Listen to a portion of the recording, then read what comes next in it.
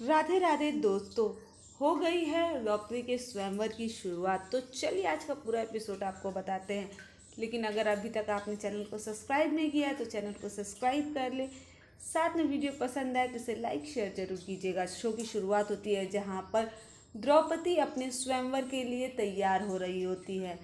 तभी वहाँ पर श्री कृष्ण आ जाते हैं और श्री कृष्ण आते ही द्रौपदी को सुझाव देते हैं कि चूड़ियों की जगह पे कंगन ज़्यादा अच्छे लगेंगे और दूसरा हार तुम पर ज़्यादा जचेगा। अब ये बात सुनकर द्रौपदी कान्हा से कहती हैं, लगता है आपको इस विषय में कुछ अधिक ही ज्ञान है, आपको श्रृंगार में कुछ ज़्यादा ही रुचि है।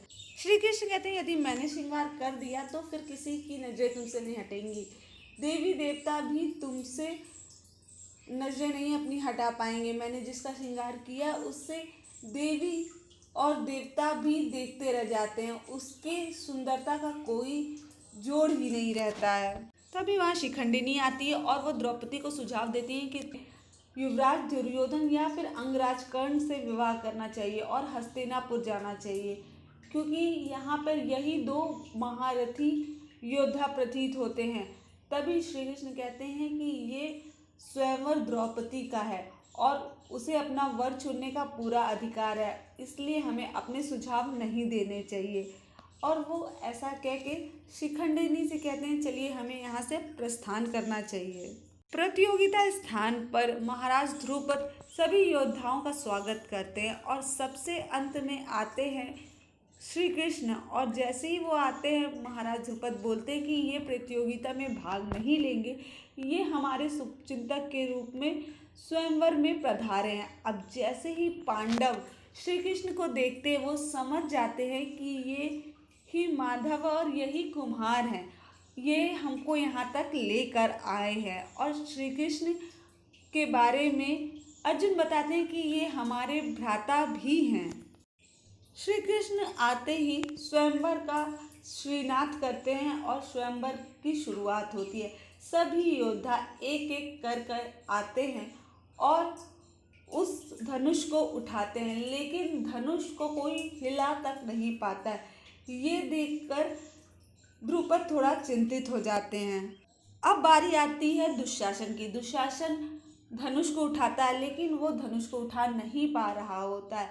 अब ये देखकर वो आग बबूला हो जाता और क्रोध में कहता है, महाराज द्रुपद ये हमारा अपमान है, आपने ऐसी प्रतियोगिता रखी है जिसे कोई पूरा ही ना कर पाए, आप ये अपमान करने के लिए हमारे प्रतियोगिता रखे हैं। तभी महाराज ध्रुपद कहते हैं, ऐसा कुछ भी नहीं है, अभी और प्रतियोगी बचे हुए हैं, तो ये कहना आपका गलत है।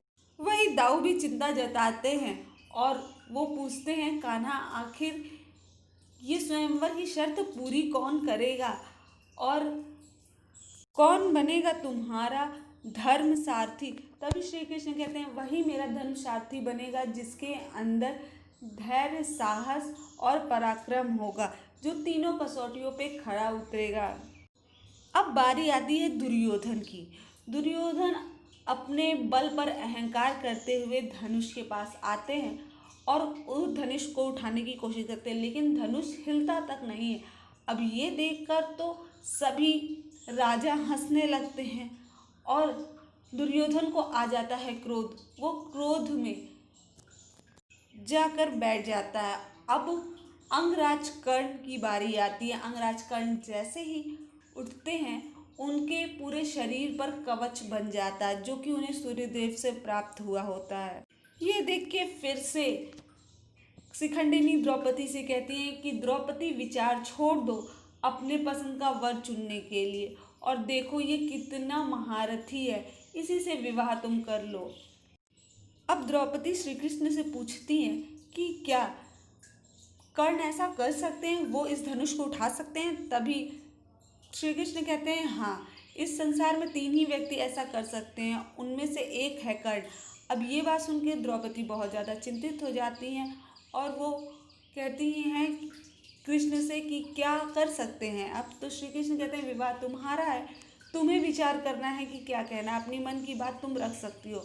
अब जैसे ही लक्ष्य को साध रहे होते हैं कर्ण, तभी द्रौपदी कहती है कि मैं अंगराज कर्ण से विवाह नहीं करूँगी। वो मुझे स्वयंवर में जीतने नहीं आए हैं, वो मुझे स्वयंवर में जीतकर अपने मित्र को समर्पित कर देंगे और उनका जीवन एक कठपुतली की तरह, अगर वो यदि स्वयं मुझसे विवाह करते तब भी मैं उनसे विवाह नहीं कर सकती। मैं ऐसे वर से विवाह नहीं करूँगी, ऐसे जीवन साथी से विवाह नहीं करूँगी जिसका जीवन ही दूसरों पर आश्रित हो। तभी दुर्योधन को क्रोध आता है और वो कहता है कि तुम मेरे मित्र का अपमान कर रही हो, ये अपमान बहुत भारी पड़ेगा पांचाल को। और शकुनी भी कहते हैं कि ये गलत बात है, अंगराज कर्ण क्षत्रियों को हराया है, बड़े बड़े क्षत्रिय उनके सामने झुकते हैं और वैसे भी वो अंगराज हैं। तभी द्रौपदी कहती हैं कि नहीं, वो एक शूद्र पुत्र हैं, वो क्षत्रिय नहीं है और वैसे भी भगवान परशुराम ने उन्हें अपना शिष्य कभी नहीं माना, वो श्रापित हैं। ये बात सुनकर बहुत ज़्यादा बुरा लगता है अंगराज कर्ण को और वो वहाँ से चले जाते हैं। लेकिन शकुनी कहते कि तुमने वहाँ धनुष क्यों रखा, जिस पर अंगराज कर्ण कहते हैं हाँ, ये सत्य है कि मैं श्रापित हूँ। शकुनी फिर कहते हैं महाराज ध्रुपद से कि क्या करेंगे अब आप, क्या आपकी कन्या कुंवारी नहीं रह जाएगी अगर अंगराज कर्ण ने इस स्वयंवर की शर्त को पूरी नहीं की? कौन करेगा आपकी पुत्री से विवाह? तभी श्री कृष्ण कहते हैं महाराज इस स्वयंवर को सभी वरों के लिए खोल दीजिए।